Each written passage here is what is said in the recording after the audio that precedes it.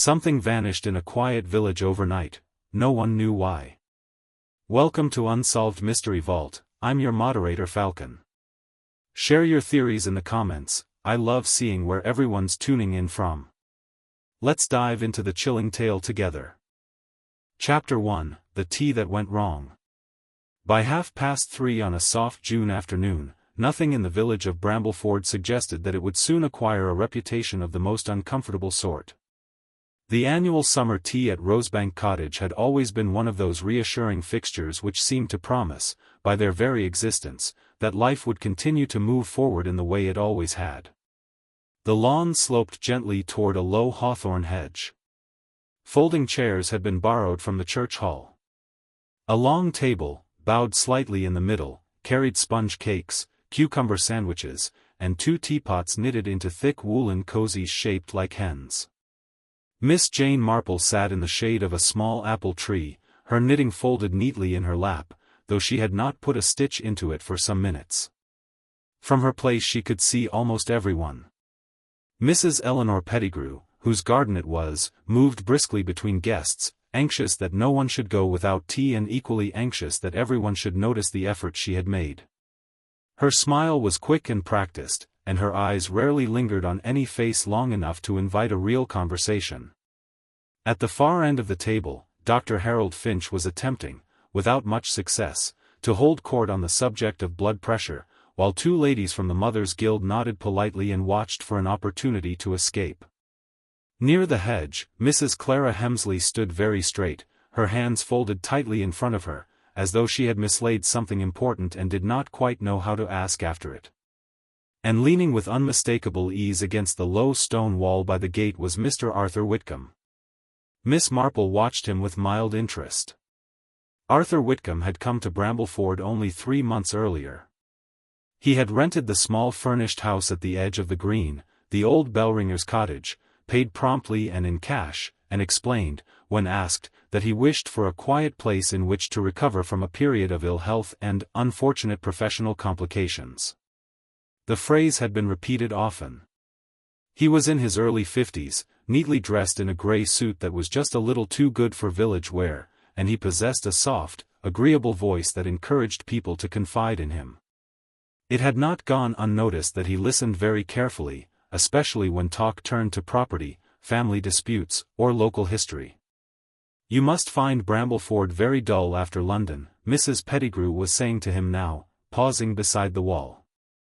"On the contrary," Mr. Whitcomb replied pleasantly. "Small places have their own rhythms. Much more revealing, I find." He smiled as he said it. Miss Marple, observing from beneath her apple tree, thought vaguely of a woman she had once known in Eastbourne, a quiet boarder who had always taken the window seat in the lounge and who later proved to have an astonishing grasp of everyone else's income. People who listened were often far more dangerous than people who talked. The tea proceeded in its usual, gentle fashion. Cups were refilled. Plates were exchanged. A wasp hovered menacingly near the jam tarts and was eventually driven away with a folded program from last winter's amateur dramatics.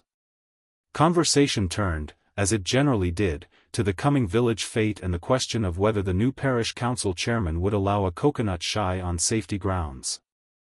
Mr. Whitcomb drifted easily from one group to another.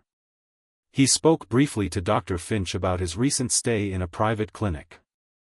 He offered Mrs. Hemsley a chair when she appeared faint. He congratulated young Daniel Price on his university offer, though Miss Marple could not recall having heard anyone mention it in his presence. Only once did the pleasantness falter. Mrs. Hemsley, standing by the hedge, found herself suddenly face to face with him. "Oh, Mr. Whitcomb," she said. Her voice wavered in a way it had not done all afternoon. "I wondered," he replied quietly, "if you had given any more thought to what we discussed." Mrs. Hemsley's color rose sharply. "I told you," she said in a low voice, glancing around. "I can't. It would cause trouble." "For whom?" he asked, still smiling. She did not answer. Instead, she turned abruptly and walked back toward the house, her steps quick and uneven. Miss Marple lowered her eyes to her knitting for a moment. It reminded her of a long-ago disagreement between two sisters in St. Mary Mead, one who had held a deed to a property and another who had held a much more valuable secret. At 5 o'clock, Mrs. Pettigrew clapped her hands. "Well, my dears, I'm afraid I must begin rescuing my kitchen. You've all been very kind." There was the usual chorus of gratitude and chairs scraping across the lawn. Guests collected their handbags and folded programs. The Mothers' Guild ladies formed a determined cluster by the gate. Miss Marple rose carefully and accepted Mrs. Pettigrew's arm. "Such a success," Mrs. Pettigrew said with relief. "And such perfect weather. Really, nothing could have gone better." They both glanced instinctively toward the wall. Mr. Whitcomb was still there, speaking now to Dr. Finch. "I shall see you at the council meeting on Thursday," he was saying. "Of course," said the doctor. A few minutes later, as Miss Marple made her unhurried way down the garden path, she passed Mr. Whitcomb at the gate. "Good afternoon, Miss Marple," he said pleasantly. "I hope you enjoyed yourself." "Very much, thank you," she replied. It was most kind of Mrs. Pettigrew. He hesitated, just for an instant, as though considering whether to say something more. Then he inclined his head. "Good day." Miss Marple watched him walk off toward the green, his hands loosely in his pockets, his pace unhurried. That evening, Brambleford settled into its familiar patterns. Mrs. Pettigrew, exhausted but satisfied, stacked teacups in the sink and congratulated herself on having finally persuaded Dr. Finch to donate a bottle of wine for the fete raffle. Mrs. Hemsley sat alone in her narrow sitting room and stared for a long time at a faded photograph on the mantelpiece before locking it away in a small wooden box. At Bellringer's cottage, a single lamp glowed in the front window until just after 10. No one thought anything of it. It was only the following morning, when Mrs. Turner from the post office found that the newspaper she delivered to Bellringer's cottage remained untouched on the step, that a faint, uncertain ripple of unease began to move through the village. By midday, it had become something rather more definite. Dr. Finch, calling in on what he described as a purely neighborly matter, rang the bell twice and received no answer. The curtains in the sitting room were still drawn. The car that Mr. Whitcomb had hired stood in its usual place beside the gate. Mrs. Turner hovered, twisting the strap of her handbag. "He always takes the paper straight in," she said. "Always. Even in the rain." Dr. Finch tried the door. To his surprise, it opened easily. The sitting room was neat. The lamp stood on the table, switched off. A half-read paperback lay face down on the arm of the chair. In the small kitchen behind, a cup rested beside the sink, a faint brown ring drying at its base. There was no sign of packing. No note. No sign, either, of Arthur Whitcomb. By 2:30, the news had reached Rosebank Cottage, the post office, and the church porch. By 3, it had reached Miss Marple. She listened quietly while Mrs. Pettigrew, flushed and breathless, delivered the account. "Vanished," said Mrs. Pettigrew dramatically. "Just like that. And after all that talk about how peaceful Brambleford was." Miss Marple nodded gently. "Yes," she said. "People do choose quiet places for many different reasons." Outside, the village green lay in the sun exactly as it had done the day before. Only the empty house by the hedge seemed to notice that something had gone very wrong. Chapter 2: The Whispering Green. By early evening the disappearance of Arthur Whitcomb had already settled into the village like an uncomfortable draft beneath a familiar door. The announcement of it had spread outward from Bellringer's cottage with remarkable speed. By the time Miss Marple walked slowly toward the post office for her usual purchase of stamps and peppermint sweets, the matter was being treated with the gravity normally reserved for illness or sudden bereavement. Mrs. Turner leaned forward over the counter, her voice lowered but her manner unmistakably triumphant. "The paper was still there at 11:30, she said. "Still folded exactly as I left it. And I told Dr. Finch straight away, there was no answer when I knocked. None at all.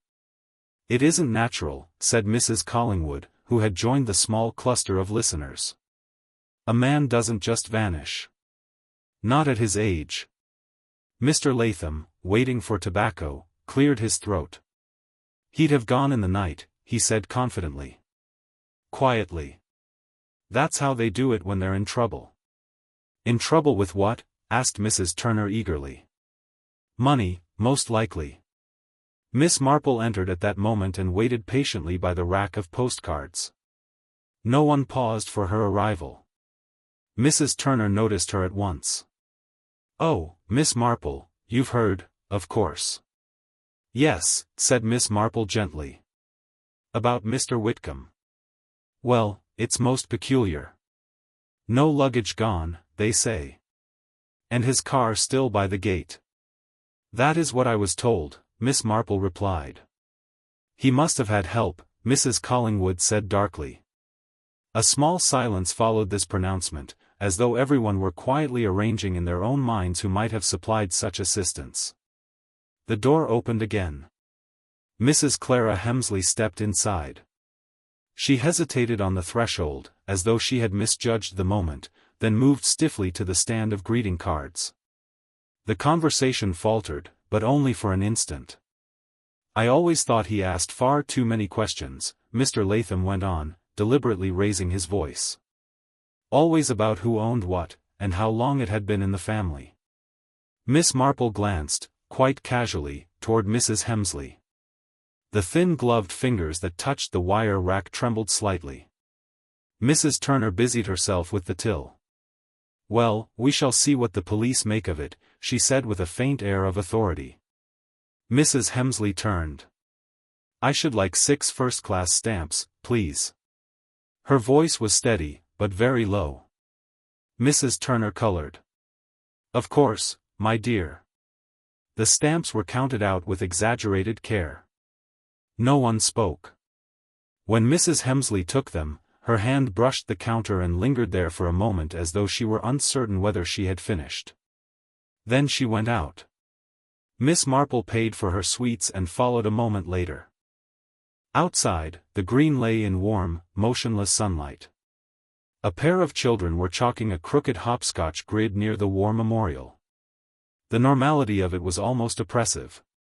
Mrs. Hemsley stood a few yards away, fumbling with her handbag clasp. "Such a lovely afternoon," Miss Marple said pleasantly.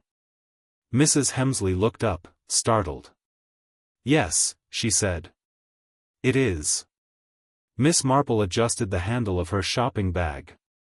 "I imagine all this talk must be very tiring for you," she said kindly. Mrs. Hemsley stiffened. "I don't see why it should be." "Oh, no," said Miss Marple at once. "I only meant that it is never comfortable when people begin to make little stories. Especially when they are so rarely accurate." Mrs. Hemsley's breath came sharply. "He had no right," she said suddenly. Miss Marple looked at her inquiringly. "To come here and ask me those things," Mrs. Hemsley went on, her words hurried now, as though once begun they could not be stopped. "About my family. About my brother. It was none of his concern." "I quite understand," Miss Marple said quietly. The rush of color faded from Mrs. Hemsley's face as quickly as it had come. "I must be going," she said. She walked away rapidly toward the narrow lane beside the green. Miss Marple watched her for a moment, then turned toward home. Before she reached her gate, she saw the police car. It stood at an awkward angle beside Bellringer's cottage, its presence already attracting a small and respectful semicircle of villagers. 2 constables were speaking to Dr. Finch by the low wall. A 3rd officer, tall and spare, was examining the cottage windows. Mrs. Pettigrew hurried across the green when she saw Miss Marple. "They're inside now," she whispered. "I offered them tea, but they wouldn't hear of it." Sergeant Alan Reeves emerged from the doorway. He spoke briefly to one of the constables, then returned inside.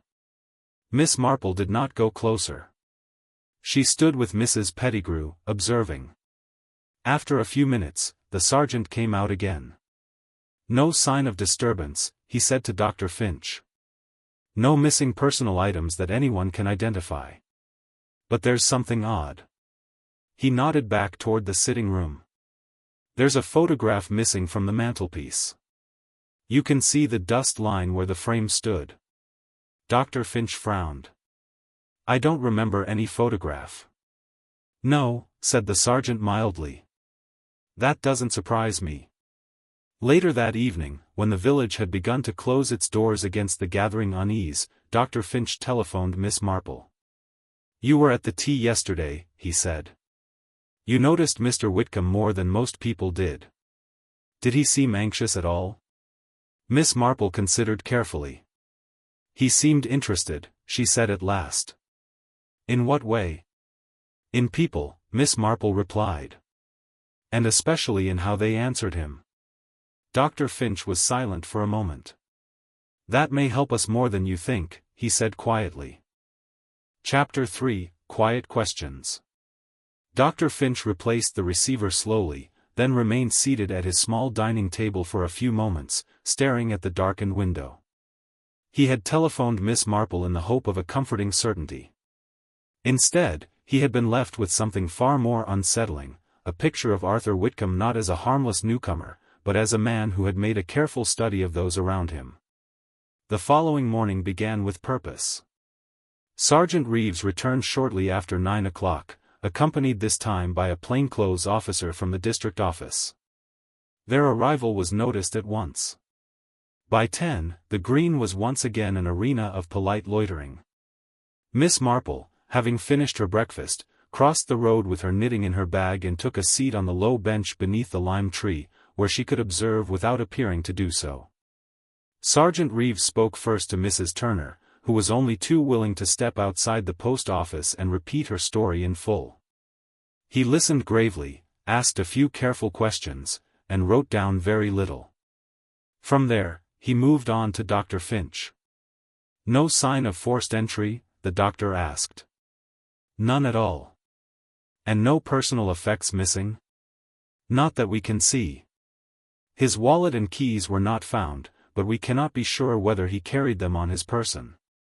Reeves' voice was quiet, almost deliberately uninteresting. Miss Marple noticed that the plainclothes officer was watching faces rather than listening to words. Their next call was Rosebank Cottage. Mrs. Pettigrew ushered them into the garden with unnecessary haste. "He was here yesterday afternoon, of course," she said. "Charming man. So attentive." Reeves inclined his head. "Did you observe anything unusual, Mrs. Pettigrew?" "Well, no. Not exactly. Except perhaps," she hesitated. "He seemed in earnest conversation with poor Mrs. Hemsley." "In what way?" "Oh, rather close together," Mrs. Pettigrew said, with delicate significance. "And she looked quite shaken afterwards." Reeves thanked her and made a note. Miss Marple, still on the bench, watched the small performance with mild interest. It was remarkable how eagerly people offered emphasis when they could not provide certainty. Shortly after 11, the officers crossed the green toward the narrow terrace where Mrs. Hemsley lived. She answered the door herself. Miss Marple could not hear the words exchanged, but she saw the slight hesitation before Mrs. Hemsley stood aside to let them enter. The visit lasted longer than the others. When the officers finally emerged, Mrs. Hemsley remained in the doorway, her hand still on the doorframe, as though she were unsure whether to close it. Sergeant Reeves paused. "Thank you for your time, Mrs. Hemsley." She nodded once. As they walked away, the plainclothes officer glanced back. Miss Marple met his look and smiled faintly, in a manner that was entirely without meaning. The questioning continued methodically. Daniel Price was spoken to outside the butcher's. He flushed with the seriousness of it and answered carefully. Mr. Latham was consulted at length. Even the vicar, who had only met Mr. Whitcomb twice, felt obliged to provide an opinion. At 12:30, Miss Marple rose from her bench and made her way home. She had reached her gate when she saw Sergeant Reeves approaching. "Good afternoon, Miss Marple." "Good afternoon," she replied pleasantly. "I understand you spoke briefly with Mr. Whitcomb at the tea yesterday." "Only in passing." "May I ask what he spoke about?" She reflected. "He said he hoped I had enjoyed the afternoon." Reeves did not smile. "And before that?" "I observed him speaking to several people," Miss Marple said gently. "He had a very courteous manner." Reeves hesitated. "Mrs. Hemsley has told us that he asked her about her brother." Miss Marple lifted her eyebrows. "Yes," she said softly. "She mentioned that to me yesterday." "Do you know anything about her brother?" "Only what everyone knows," Miss Marple replied. "That he died some years ago. Abroad." Reeves watched her closely. "Do you happen to recall how Mr. Whitcomb became interested in that?" Miss Marple folded her hands on the top of her bag. "I could not say. But I should imagine it would have come up quite naturally. Families are very revealing, you know." Reeves regarded her for a moment. "You notice a good deal, Miss Marple." "I have lived in villages most of my life," she said simply. He thanked her and moved on. That afternoon, a quiet disturbance rippled through Brambleford. A constable arrived at the post office with a small sealed envelope. Mrs. Turner watched him open it and read its contents. Her face altered with extraordinary speed. By 4 o'clock, everyone knew. Arthur Whitcomb's hired car had not been taken after all. It had been seen at dawn that morning, parked briefly at the far end of Mill Lane, less than 200 yards from the river footpath, before disappearing again. No one could quite explain who had driven it there, or where it had gone afterward. Miss Marple, hearing the news from Mrs. Pettigrew just before supper, felt a faint tightening behind her eyes. People who intended simply to leave did not usually bring their car back. Chapter 4: The First Convenient Answer. The story of the car on Mill Lane hardened quickly into something far more definite than it deserved. By the time Miss Marple opened her curtains the next morning, the village had already decided what it meant. Mill Lane ran behind a thin belt of alders and curved down toward the narrow footpath that followed the river. It was quiet, seldom used except by dog walkers and the occasional farm lorry.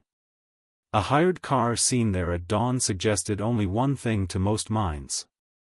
Dr. Finch said it aloud when he met Sergeant Reeves beside the green. If he was unwell, if he'd been low-spirited, he faltered. The river would have seemed a simple answer, Reeves said gently. Miss Marple, standing close enough to hear while appearing to examine the noticeboard, noticed how carefully the word simple was chosen. By mid-morning, the constables were already on the footpath. A section of the bank had been cordoned off with red and white tape. The shallow water slid quietly around a tangle of reeds. 2 men searched the bank methodically with long poles. Mrs. Turner and Mrs. Collingwood watched from a respectful distance. "I always thought there was something rather sad about him," Mrs. Collingwood murmured. Miss Marple did not remember anyone having described Arthur Whitcomb as sad before. Sergeant Reeves approached Dr. Finch again. "We can't rule out an accident," he said. "Or worse." "Not yet." The doctor nodded gratefully. There was no sign of violence at the cottage. "No. And he had no close friends here." Reeves did not reply. Miss Marple observed him closely. People who truly believed they had found the right explanation rarely felt the need to repeat it so often. At noon, the searching paused. Nothing had been found. Nevertheless, the mood in Brambleford shifted perceptibly. The sharp edge of suspicion softened into something closer to resignation. A disappearance was uncomfortable.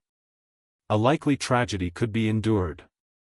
By early afternoon, Sergeant Reeves allowed himself a quiet round of follow-up visits. He began with Mrs. Hemsley.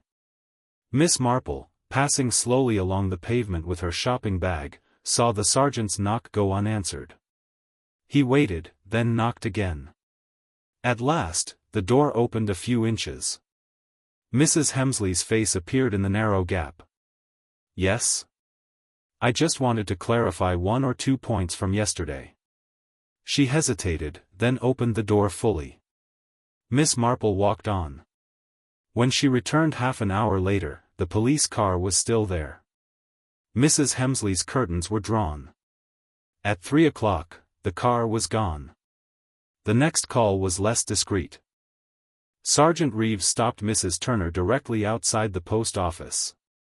You mentioned yesterday that Mr. Whitcomb always collected his paper promptly. Oh, always, said Mrs. Turner, delighted to be of further use. And you never saw him leave the cottage early in the morning? Never. He was a very regular man. Did he ever mention Mill Lane to you? Mrs. Turner blinked. No. Why would he? Reeves nodded politely. Thank you. The village accepted the direction of the inquiry with visible relief. It was easier to speak kindly of a man who had probably met a lonely end than to consider that he might have been deliberately removed. It was easier still when one person could be gently placed at the center of what little remaining uncertainty there was. Miss Marple noticed the first unmistakable sign of it at the baker's. I expect poor Mrs. Hemsley will feel it dreadfully, the woman behind the counter said quietly. After all, she was the last person to upset him. Miss Marple looked up. Upset him? Well, you know. They had words. So I have heard, Miss Marple said. The idea took root at remarkable speed.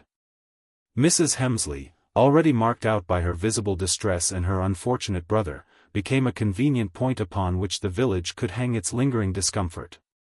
It was said that she had refused to help Mr. Whitcomb when he was clearly in trouble. It was said that she had spoken sharply to him. It was even said, by one reckless voice, that she had driven him to despair. Miss Marple, hearing these things in careful fragments, thought of the photograph Sergeant Reeves had mentioned. A small frame. A missing picture. That evening, she telephoned Dr. Finch.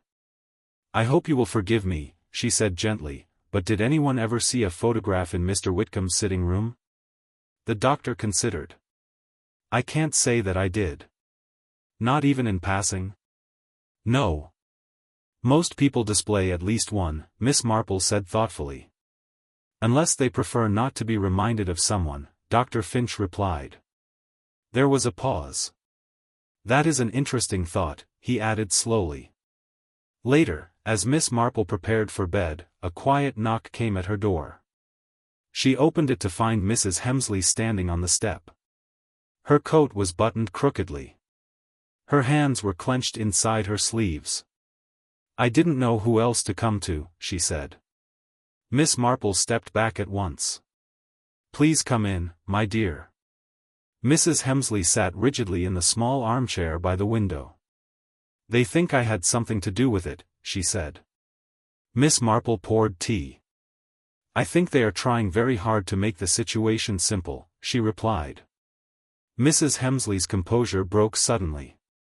He wasn't going to hurt himself, she said. I know that. He told me he was close to getting what he wanted. Miss Marple's hand paused on the teapot. What was that? She asked quietly. Mrs. Hemsley looked at her in distress. Something that belonged to him, she said. Chapter 5, The Small Thing No One Wanted. Miss Marple did not press Mrs. Hemsley at once.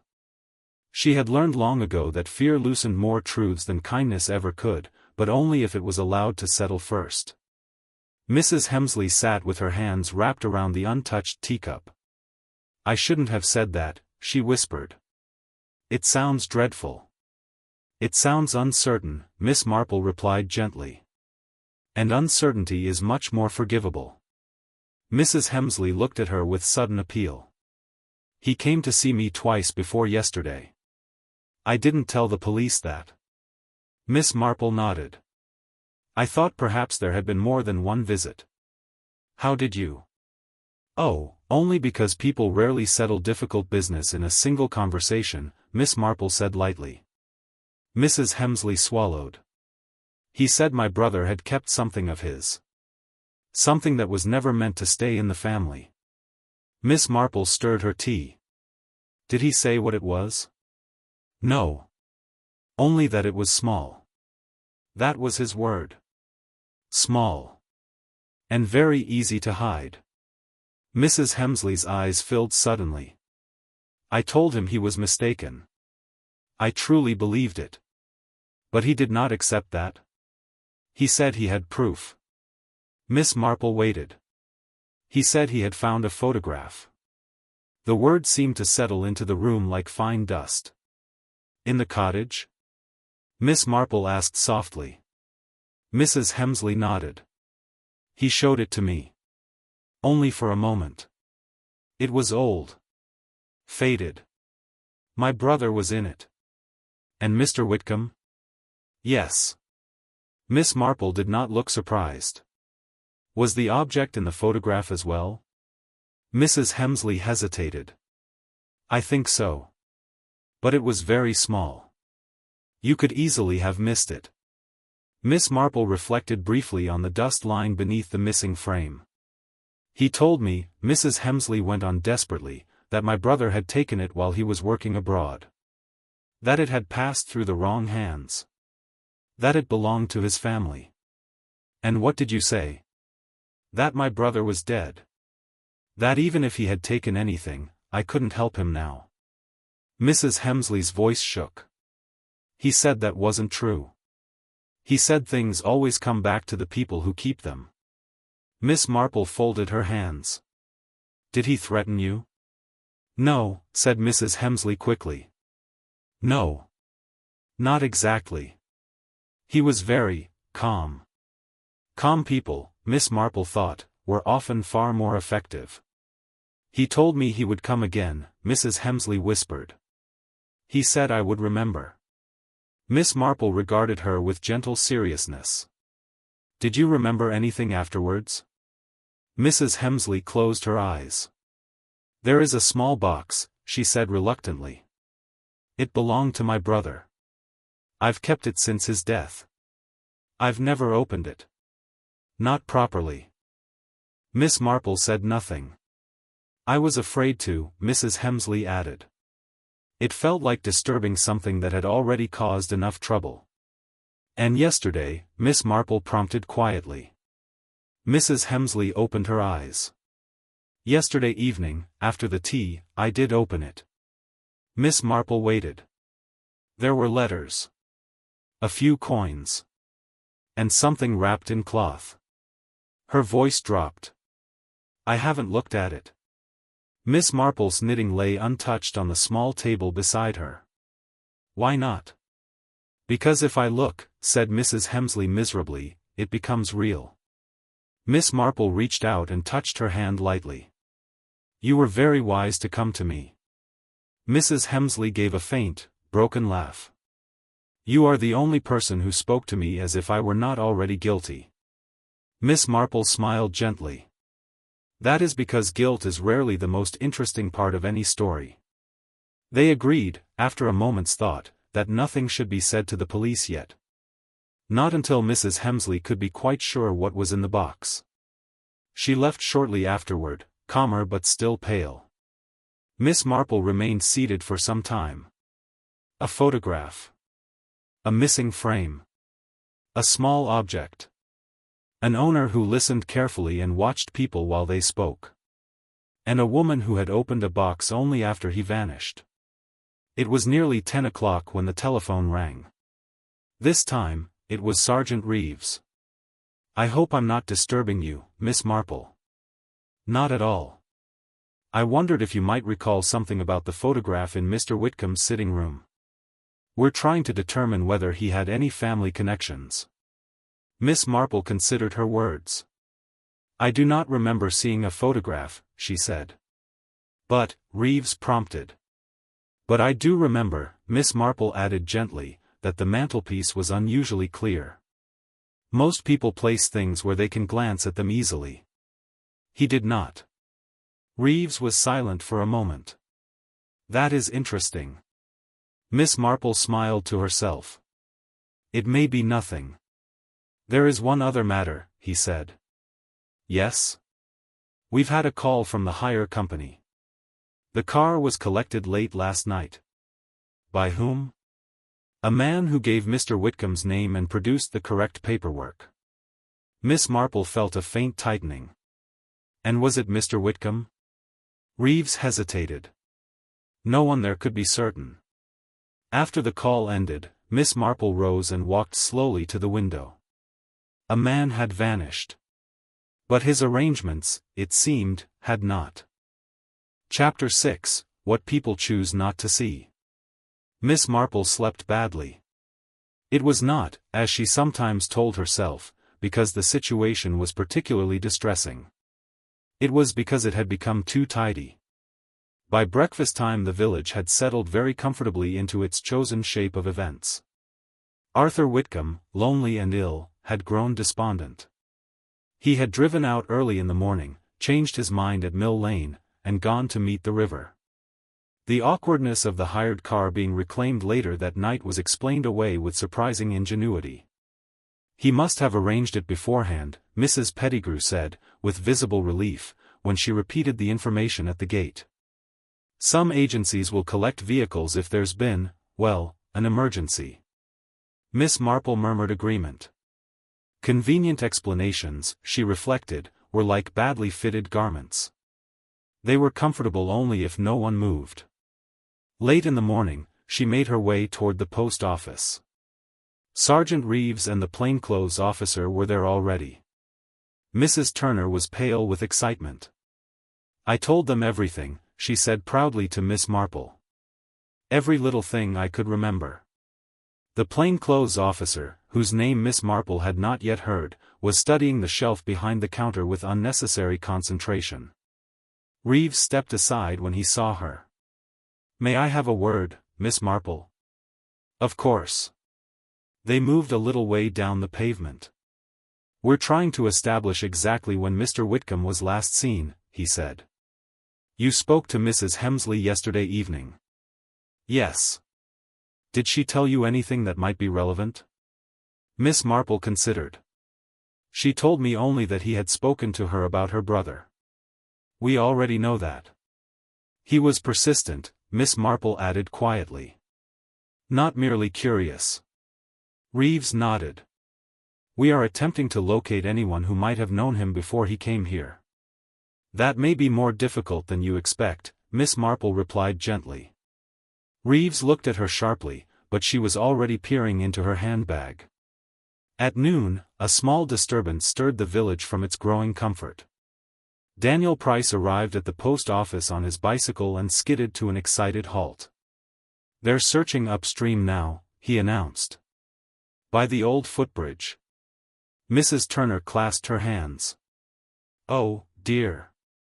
The plainclothes officer left immediately with Reeves. Miss Marple returned home. She had not been indoors for more than 20 minutes when her doorbell rang. It was Mrs. Hemsley. Her manner was very different from the night before. I opened it, she said without preamble. Miss Marple led her into the sitting room. The box? Mrs. Hemsley nodded. She opened her handbag and removed a small parcel wrapped in thin, yellowed cloth. Her hands shook so badly that Miss Marple took it from her. Inside lay a narrow strip of metal, no longer than Miss Marple's little finger. One edge was uneven, as though broken away from something larger. It was dull, but unmistakably gold. There was a letter with it, Mrs. Hemsley said faintly. From my brother. He wrote that he had found it hidden inside a carved figure while he was working overseas. He thought it had been smuggled out years before. He never said exactly what it came from. Miss Marple turned the fragment carefully. There is a marking here, she said softly. A tiny symbol, almost worn smooth, was scratched into the metal. My brother wrote that a man named Whitcomb had been trying to recover it even then, Mrs. Hemsley whispered. But under a different name. Miss Marple's eyes lifted. Did he mention what name? Yes. Mrs. Hemsley hesitated. William Arkwright. The name settled into Miss Marple's mind with quiet clarity. "That is why the photograph mattered," she said gently. Mrs. Hemsley stared at her. "They were standing together," Miss Marple explained. "Your brother and Mr. Whitcomb. It would have shown that he was there. That he had known your brother long before he ever came to Brambleford. And that he was lying," Mrs. Hemsley whispered. Miss Marple wrapped the cloth carefully around the fragment. "There is something else," Mrs. Hemsley said. "In the letter. My brother wrote that the piece was only part of something. He believed the rest had been taken by someone else." Miss Marple's mind moved very quietly. A small, valuable fragment. A man who had changed his name. A photograph deliberately removed. And a village that desperately wished the matter to be over. At 3:30, the telephone rang again. Sergeant Reeves sounded tired. "We've had no result from the river search," he said. "I'm not surprised," Miss Marple replied gently. There was a short pause.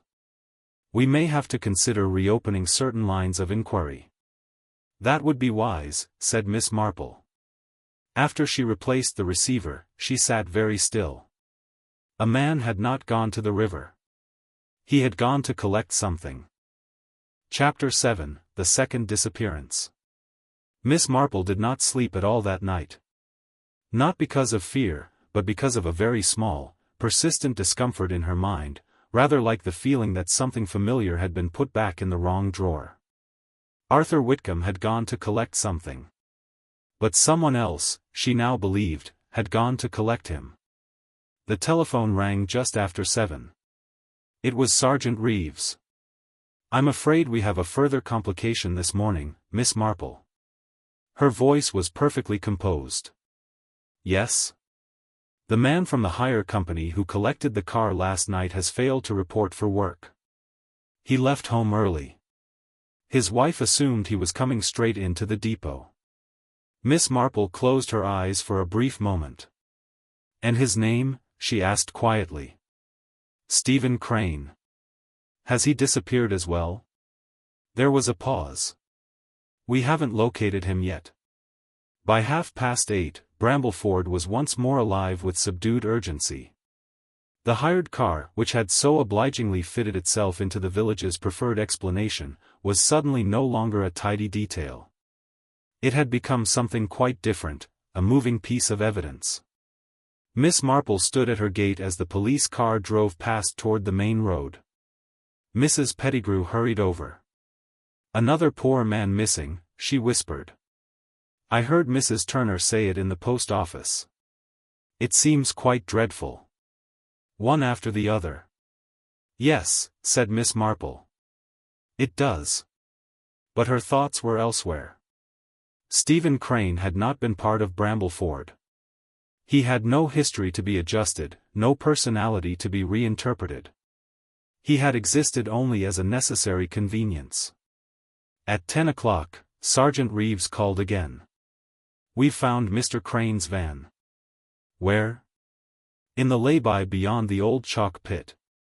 About 2 miles out." "And Mr. Crane?" "No sign of him." "But there is something else." Miss Marple waited. "In the back of the van, we found Mr. Whitcomb's briefcase." Miss Marple's fingers tightened slightly around the receiver. "I see. It still contains his papers. Some personal effects. Nothing of obvious value. And no trace of Mr. Crane?" "No." When she replaced the receiver, Miss Marple sat very quietly. A man had vanished. Another man had vanished.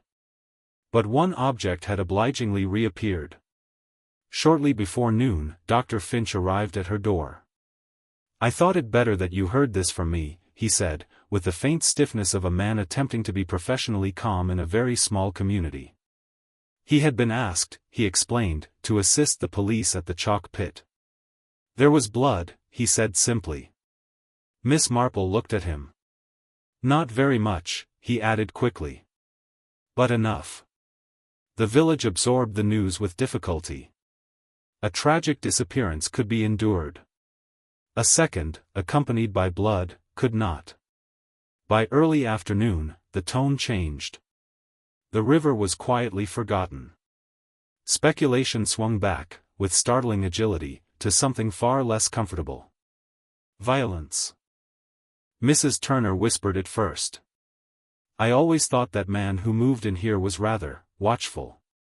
And now someone else has gone missing because of him, Mrs. Collingwood said faintly. Miss Marple, standing near the counter, listened. They were already rearranging the story. Arthur Whitcomb was no longer the lonely figure who had slipped quietly away. He had become, instead, the cause of everything that followed. The more unsettling possibility, that he himself might not be the villain at all, found no place in the revised account. Later in the afternoon, Sergeant Reeves came to see her. He looked distinctly less certain than he had done even the day before. We are beginning to think that Mr. Whitcomb may have been deliberately removed, he said carefully. Yes, Miss Marple replied. And that the man from the hire company may have stumbled into something he should not have seen. Or something he was sent to collect, Miss Marple said gently. Reeves looked up. You think the briefcase was the real object? I think, said Miss Marple quietly, that it was the object someone was willing for you to find. He studied her face. Why leave it at all? Because, said Miss Marple, it keeps Mr. Whitcomb very conveniently at the center of everything. It prevents you from wondering too closely who else may have been involved. Reeves said nothing for a moment. We are reviewing everyone who had private dealings with him. That would be sensible, Miss Marple replied. Mrs. Hemsley is still of interest to us. Miss Marple smiled faintly. I should be very surprised if she were not. Reeves hesitated. There is something else. In Mr. Whitcomb's papers, we found correspondence under the name William Arkwright. Miss Marple did not react. They go back several years, he continued. Different addresses. Different firms. But the same handwriting. And the same interests, Miss Marple suggested. Reeves nodded. Antiquities. Private collectors. Disputed ownership. Yes, said Miss Marple. He leaned forward. You didn't tell me about that name before. No, she agreed gently. I did not. Reeves regarded her closely, but there was no reproach in his expression, only a dawning respect. That may have been an error on my part, Miss Marple added quietly. That evening, as the light softened over the green, Miss Marple walked slowly toward Mrs. Hemsley's cottage. She did not knock. She had already seen what she needed. Through the uncurtained window, Mrs. Hemsley sat at her small table, a letter spread open before her. Her shoulders were hunched, her head bent low. She was crying. Miss Marple turned away. Mrs. Hemsley was not hiding anything now. Which meant, very gently, very inevitably, that someone else was. Chapter 8, Miss Marple's Subtle Test. The morning air in Brambleford carried an unusual sharpness, as if the village itself had grown alert overnight. Every shutter, every drawn curtain seemed to suggest that someone was listening, watching, calculating. Miss Marple walked along the familiar pavements with her knitting bag in hand, giving no outward sign of the unease that threaded through the village since the second disappearance. Her plan was simple, though it required patience. She intended to draw the real culprit out, not by force, but by observation. Some people could not resist the opportunity to reveal themselves when carefully provoked, and Miss Marple had learned to design such provocations with subtlety. By mid-morning, she arrived at Bellringer's cottage. The house was quiet, almost too neat, as if it had been prepared for a visitor. She paused at the gate and observed the windows. Curtains were drawn, but a single pane reflected movement. Someone was inside. Someone waiting. Miss Marple knocked lightly and waited. The door opened almost immediately, revealing Mr. Arthur Whitcomb, or someone calling himself by that name. He was impeccably dressed, calm, and polite, as always. "Good morning, Miss Marple," he said smoothly. "I was wondering if you might be visiting. It's such a fine day, isn't it?" "Yes, indeed," Miss Marple replied. "I thought I might call to ask about your papers. It seems the police have been quite active." She paused just long enough for the faintest lift of his eyebrows to register. "Ah, yes. I believe you are referring to my correspondence," he said. "All rather dull, really. Antiquities, minor collections, some old documents. Nothing of real interest." Miss Marple allowed a slow, measured nod. "I see. Dull things can sometimes hold surprises, though. Particularly when a small object goes missing." For the first time, a flicker of tension crossed his composed face. Miss Marple did not comment on it. Instead, she moved inside with quiet authority. "You have a charming sitting room," she said, taking a seat by the window. "And very little on display." "Yes," he said smoothly. "I prefer it uncluttered. Easier to think." Miss Marple's eyes wandered casually over the room, noting the placement of chairs, the dust-free mantelpiece, the absence of a single photograph. "You are quite particular," she remarked, as though it were mere conversation. "Organization is a virtue," he replied. Miss Marple waited. The silence stretched. Finally, she leaned slightly forward. "It must be exhausting, keeping track of everything so carefully." He smiled faintly, but it did not reach his eyes. "I manage." "Do you mind if I ask a small question?" she said, lifting one finger delicately. "About Mr. Crane?" His smile stiffened. "What about him?" Miss Marple inclined her head as if considering the matter. "The hire car, the van, it all seems very tidy, does it not? So tidy, in fact, that one might wonder who is really arranging it." His hands twitched slightly. He laughed softly, but it was a laugh without mirth. "People often wonder too much." "Yes, sometimes," she agreed. "Curiosity can be quite revealing." For a moment, he said nothing. Then, very deliberately, he rose and moved to the window. Miss Marple watched carefully as his hands gripped the sill, his posture tight, controlled. She said nothing. She merely waited. He turned back to her. "You suggest I had something to do with Mr. Crane's absence?" Miss Marple tilted her head, knitting bag in her lap. "I merely wonder who found the briefcase. It was returned very conveniently, was it not?" The change came almost imperceptibly. A brief flash of impatience crossed his face. A small, almost imperceptible tightening of the jaw. It was enough. Miss Marple had seen it before, many times, in many people. The truth often flickered for a single moment in the face of careful observation. "I see," he said, lowering his voice, just enough for her to notice the edge. "You are suggesting I orchestrated it all." "Or perhaps," said Miss Marple softly, "someone else wanted you to appear in a very particular way. It's remarkable how people cooperate without realizing it." He stiffened, and the faintest shadow crossed his eyes. Miss Marple smiled to herself. That shadow had been the small, telling detail she had waited for. The piece of truth she could watch flicker, unguarded, before it was concealed again. "Yes," he said finally, more quietly, "I can see what you mean." Miss Marple nodded, calm, almost conversational. Sometimes, when one watches very carefully, everything becomes visible, even the smallest deception. He did not reply. But she had seen enough. One subtle reaction, one imperceptible twitch of tension in a well-practiced facade, could reveal more than hours of questioning ever would. As Miss Marple rose to leave, she said softly, almost to herself, "It's remarkable how people forget that the smallest thing, the tiniest gesture, a glance, a hesitation, can betray even the most carefully constructed story." He watched her leave. For the first time that day, his calm composure faltered just slightly.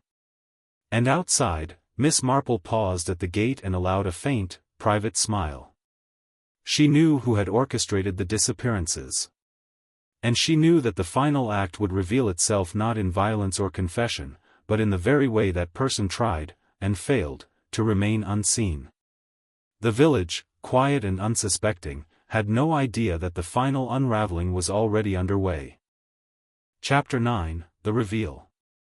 By the time Miss Marple reached her gate that evening, the village had settled into an uneasy rhythm. Brambleford's familiar hum, the rustle of curtains, the occasional shout of children at play, the distant whistle of the mill, felt different somehow, as though the air itself were taut with expectation. Miss Marple walked slowly along the path toward the green, her knitting bag swinging gently at her side. The day's light fell in long, soft strips across the cottages, but it did not illuminate the truth. That, she knew, was for her to uncover in its own time. She paused briefly outside Bellringer's cottage. The windows were darkened, the curtains half closed. Inside, Arthur Whitcomb, or rather, the man who had assumed that name, moved with a meticulous grace, adjusting objects as if the room itself were a stage for his control. Miss Marple watched quietly. It was not the room that mattered, but the way he treated it, carefully, deliberately, hiding small signs of his presence from anyone who might care to look. She entered at a measured pace, knitting bag in hand. Whitcomb rose as she approached, his expression calm but his eyes betraying just the faintest unease. "Good evening, Miss Marple," he said smoothly. "I trust your day has been agreeable?" "Mostly," she replied softly. "Though I've been thinking about your briefcase and the way it appeared so conveniently." He inclined his head with mild amusement. "I hope you don't suspect me of any impropriety?" Miss Marple settled into the chair opposite him, her hands resting lightly on her bag. "I suspect nothing yet. But I do notice patterns. Some are subtle, almost imperceptible. Others, however, are not so easily ignored." He shifted slightly. "And what pattern would that be?" "The appearances of Mr. Crane, for one," she said gently. "And the way your car was returned after being collected. Then there is the small box Mrs. Hemsley revealed to me." His smile flickered. Just a fraction, almost too quickly for anyone but a practiced observer to notice. Miss Marple continued, her voice calm, conversational. "You see, Mr. Whitcomb, some people believe that removing a man quietly is enough to hide the truth. Others, however, leave little details, deliberate or careless, that speak volumes." He said nothing, only regarded her with that faintly strained composure. "You are skilled at planning, at controlling appearances," she said, "but one does not simply change names and expect the world to forget the old one. William Arkwright, for instance." He stiffened slightly. Miss Marple noticed the subtle clenching of his jaw. "I imagine you thought that fragment from Mrs. Hemsley's brother would remain obscure, that the photograph removed from the mantelpiece would never be missed, that a hired man could disappear without consequence." His eyes narrowed imperceptibly. "You think I had something to do with Mr. Crane's absence?" "Not think," she said, her voice soft, almost intimate. "I know. And you did it so carefully, so quietly, that most people have overlooked the very things that betray you. That is why I came today. To watch. To see how the smallest reactions might reveal the greatest truths." He laughed softly, but there was no humor in it. "You make me sound like a villain in a story." "You are a man who has hidden for a long time," Miss Marple said gently. "And yet, you left enough behind to be found by someone who notices small things. The missing photograph, the briefcase, the letters, all breadcrumbs. The box with the fragment, the name William Arkwright, the careful movements in this very room. You underestimated one thing: observation over action, knowledge over concealment." His shoulders slumped imperceptibly, though he made no other admission. "You see, Mr. Whitcomb, or should I say Mr. Arkwright, you orchestrated everything to appear tidy. 2 disappearances, a returned car, the fragment in the box. But all along, you revealed yourself in small ways, the twitch of a hand, the pause in your speech, the faint shadow over your eyes when the truth was hinted. He remained silent. Miss Marple rose slowly, placing her bag on the table. The police are aware of the events surrounding Mr. Crane, and they will discover your carefully hidden traces in time. What you could not anticipate was that someone watches closely, someone who does not rely on fear or force. Observation and patience, these are more revealing than any gun or document. And you, Mr. Arkwright, have played the final act of your deception too openly for it to remain hidden. He exhaled softly, finally acknowledging the inevitability. You saw it all? I did, she said simply. And now the truth can follow its natural course. No one need be harmed further, except perhaps in reputation, which is far easier to repair than a life. For a long moment, he regarded her, the carefully constructed calm on his face finally cracking into resignation. Miss Marple picked up her knitting bag. It is remarkable, she said softly, how the smallest details, an unguarded glance, a hesitant gesture, a single, missing photograph, can unravel even the most intricate plans. He nodded, pale and quiet, understanding that the game was over.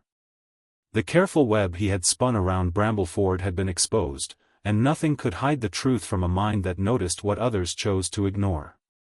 Outside, the village was calm, oblivious to the revelation that had already occurred. Inside, Miss Marple walked quietly toward the door, her eyes reflecting the satisfaction of one who knew that human nature, in all its complexity, had once again revealed itself without force, only by the patient art of observation. Chapter 10, After the Storm. The village of Brambleford awoke the next morning with an air of uneasy calm.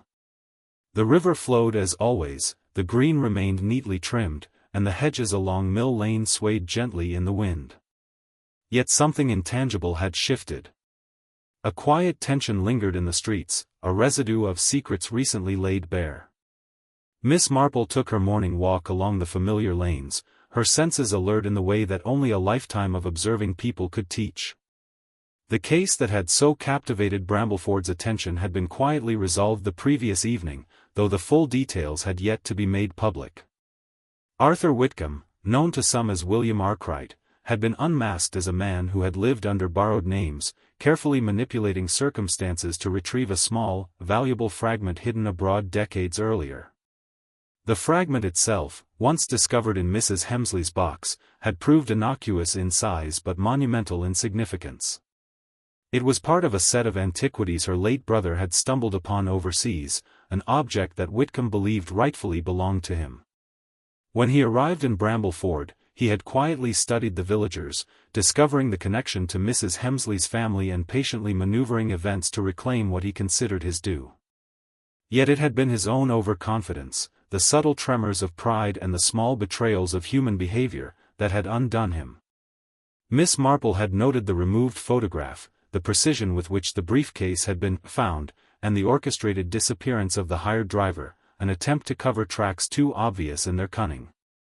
One small gesture, a fleeting twitch, had been enough to confirm what careful observation had already suggested: the same person had manipulated all events to suit his ends. By mid-morning, the police had quietly detained Arkwright at a nearby inn where he had gone under an assumed name to recover his final piece of evidence. No dramatic confrontation had been necessary, he had understood immediately that the game was up. The village, shielded from the full truth, remained gently scandalized yet safe from further harm. Miss Marple paused at the edge of the green and observed the familiar faces of the villagers. Mrs. Turner was bustling with her morning deliveries, Mrs. Collingwood fussed over her garden gate, and Daniel Price skated along the pavement on his bicycle. All of them had already begun to reconstruct reality in their minds. Whispered theories about Mr. Whitcomb's disappearance and the second vanishing had given way to the simpler, more comforting stories that humans always preferred, that the matter had been resolved, and that life would return to normal. At Rosebank Cottage, Miss Marple called on Mrs. Hemsley. The older woman greeted her with tentative relief, the small box of letters and fragments now carefully secured. "It is over, then?" Mrs. Hemsley asked softly. Yes, Miss Marple said gently. Though some truths are better understood in small doses. You did exactly the right thing in bringing the fragment to light and not attempting to hide it further. Mr. Arkwright relied on secrecy, but the world seldom allows such care to go unnoticed. Mrs. Hemsley looked down at her hands. I suppose. I was afraid that it would be used against me or my family. And yet you did not conceal it, Miss Marple observed. Which is why the truth could emerge without further tragedy. That is the difference between fear and courage, subtle, but immensely important. Later that afternoon, Miss Marple returned home, settling by the window with her knitting. Outside, the green was filled with the gentle rhythms of village life, children laughing as they chased each other, the soft murmur of conversation spilling from open doors. Brambleford had survived the disruption, though not unchanged. Sergeant Reeves called briefly to convey that the fragment would be returned to its proper collection, and that the police were satisfied with the resolution. Mrs. Hemsley's name would not be tarnished, and the village could resume its ordered routine. Miss Marple reflected quietly on human nature. She had seen how ambition and secrecy could manipulate the ordinary and unsuspecting, how one small, determined individual could unsettle an entire community. Yet she also saw how observation, patience, and an understanding of people's ordinary motives could restore equilibrium. The knitting needles clicked steadily. Outside, the sun dipped low, casting long shadows across the green.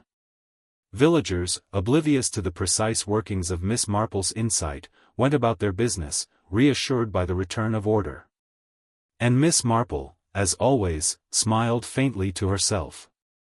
The world, she knew, was full of mysteries, and even the smallest details, an overlooked glance, a missing photograph, a careful gesture, could reveal the whole story. But it required patience, attentiveness, and the quiet conviction that people, for all their deceptions, could not hide everything from someone who truly understood them. In Brambleford, life would continue, tea in the afternoons, gossip at the post office, the soft rhythm of ordinary days. But somewhere beneath the calm, the lessons of the brief but unnerving storm would linger, just as Miss Marple intended. The village was safe. The truth had been revealed.